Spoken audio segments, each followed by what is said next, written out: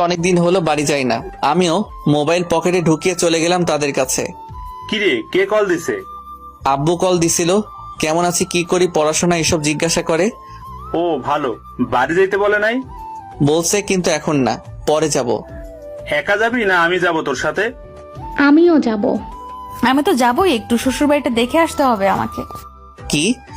কিছু না, এমনি একটু মজা করে বললাম আর কি। অরিনের কথাটা শুনে আমি থ হয়ে গেছিলাম। এরপর ক্যাম্পাসে আড্ডায় মেতে রইলাম। আচ্ছা আমি যাই, একটু কাজ আছে আমার। আচ্ছা দোস্ত, আমিও একটু তোর সাথে যাব। চলো তাহলে।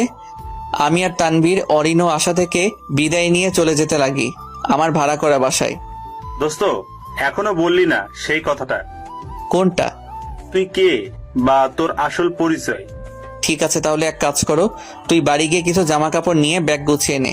আজকেই তোর সেই প্রশ্নের উত্তর দিয়ে দিব। তার মানে তুই কোথায় যাওয়ার প্ল্যান করে আছিস? হ্যাঁ, এখন তাড়াতাড়ি যা। ঠিক আছে, আমি ব্যাগ গুছিয়ে নিয়ে আসতেছি। আসতে হবে না, তুই ব্যাগ গুছিয়ে তোর বাসায় থাক, সেখান থেকেই তোকে নিব। এখন যা তাড়াতাড়ি। তানভীর তার বাসায় চলে গেল, আর আমিও আমার ভাড়া বাসায় গিয়ে ব্যাগ গুছিয়ে নিলাম। চিন্তা করলাম কাউকে না বলে বাসায় চলে যাব, যাতে বিভিন্ন প্রশ্নের সম্মুখীন না হতে হয়। কিন্তু তানভীর 3 মাস ধরে আমার কান ঝালাপালা করে দিল, তাই এখন তাকে সত্যিটা বলে একটু চাপ কমিয়ে নিতে চাই। আমিও ব্যাগ গুছিয়ে নিলাম আর একজনকে একটা কল দিলাম। হ্যালো, আসসালামু আলাইকুম। রফিক আঙ্কেল, আপনি কোথায়? ওয়ালাইকুম সালাম, আমি তো আছি। কেন? জি, আমার গাড়ি নিয়ে বর্তমানে আমি যেখানে থাকি সেখানে আসেন তো। ঠিক আছে বাবা, আমি আসতেছি। কল কেটেই আমি তানভীরকে কল দিলাম। কিরে, সব রেডি করছিস? হ্যাঁ, সব শেষ। কোথায় তুই? ওয়েট কর, আসতেছি বলেই কল কেটে দিলাম। আর কিছুক্ষণের মধ্যে গাড়ির হর্ন শুনতে পেলাম। আমিও ব্যাগ নিয়ে গাড়ির কাছে গেলাম। বাবা, তুমি কষ্ট করতেছো কেন? আমাকে দাও, আমি রাখি। আঙ্কেল, আপনি ভালো করেই আমাকে চিনেন, আমি নিজেরটা নিজেই করি, না পারলে তবেই সাহায্য নেই। আমি ব্যাগগুলো গাড়ির মধ্যে রাখলাম। আঙ্কেল, আমাদের আগে এক জায়গায় যেতে হবে, সেখানে থেকে একজনকে নিব, তারপর বাড়িতে যাব। ঠিক আছে বাবা, তুমি বসো, আমি গাড়ি চালাই। আঙ্কেল, আপনি বসেন, আমি গাড়ি চালাই। অনেকদিন হয়েছে গাড়ি চালাই না, আজ অনেকদিন পরে নিজের গাড়িটা পেলাম। আপনি পিছনে বসে পড়েন। আমার কথা মতো আঙ্কেল পিছনে বসে পড়ে, আর আমিও গাড়িটা নিয়ে রওনা দিলাম তানভীরের বাসার উদ্দেশ্যে। কিছুক্ষণের মধ্যে তানভীরের বাসার সামনে পৌঁছে গেলাম, আর তাকে কল দিয়ে আসতে বলি। সেও আসে ব্যাগ নিয়ে, কিন্তু কাকে যেন খুঁজতে লাগে। আমি গাড়ির গ্লাস দিয়ে রাখাতে হয়তো ভিতরে আমি আছি যে সে খেয়াল করে নাই, তবে সে অবাক চোখে গাড়ির দিকে তাকিয়ে আছে। আমিও গাড়ির গ্লাস নামিয়ে দিলাম। এভাবে না দেখে গাড়িতে আইসালা। অন্তর, তুই? এই, এটা কার গাড়ি? আর এটাকে তো দেখে অনেক দামি গাড়ি মনে হচ্ছে।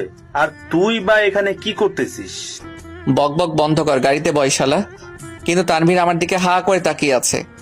ধুর বেটা, টাইম ওয়েস্ট করিস না, বয় তাড়াতাড়ি। তানভীর শুধু একটা কাঁধ ব্যাগ নেয়, আর সেই ব্যাগ নিয়ে আমার পাশে বসে পড়ে। আর আমিও গাড়ি চালাতে লাগি, তবে সে অবাক চোখে আমার দিকে দেখেই আছে। এটা কার গাড়ি?